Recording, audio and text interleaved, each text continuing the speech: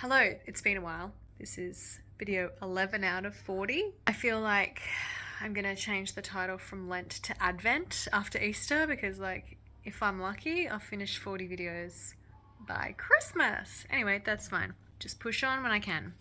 So this happened this week. I got sent my little certificate for finishing Diploma of Biblical Theology. I totally missed the online ceremony. I just remembered the other day when this came in the mail, and it came on the first rainy day for ages. And so I was driving down the driveway and I saw a big envelope sticking out of the letterbox, soaking wet, and I was like, I know what that is. That's my diploma. Getting sopping wet, and it was. Anyway, that's fine. What it reminded me of was one of my favourite essays that I did for the diploma, which was in the subject called the Minor Prophets, which there are 12, I want to say, minor prophets in the Old Testament. Things like Jonah, if you know Jonah and the whale, Micah, etc. I looked at God's self-revelation of who he is, his character, his name, and how that appears all throughout the minor prophets as a way, I guess, to preface his actions.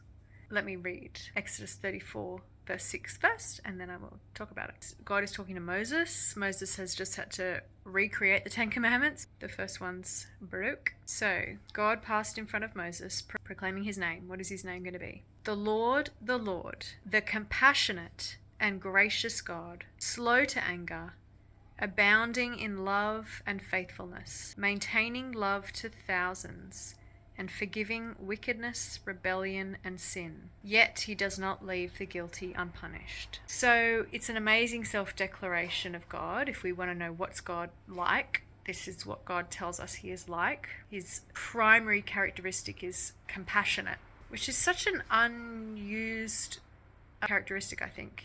Compassionate.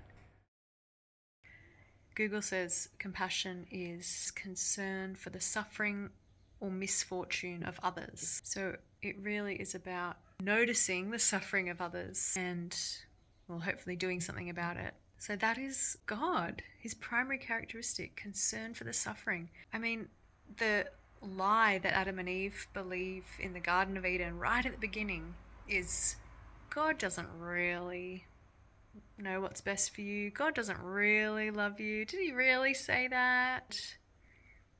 Whereas a God who is compassionate, concerned for the suffering of others, is definitely the God that I want to follow. And that character trait is something that is so unique to humans made in the image of God that we would go out of our way to alleviate the suffering of people we don't even know, to give love and attention to people who, maybe don't deserve it technically. Yeah, so I want to keep thinking of compassion. So we see it through the minor prophets. God reaches out to people beyond Israel to offer forgiveness. And then we see it in Jesus, the human, walking, living God. What is his time on earth typified by? It's alleviating suffering of the sick, the downtrodden, the weak, but finally in alleviating the suffering of all of us in being apart from God and doing what needed to be done to bring us back to God, in whom we can find perfect peace and hope and joy.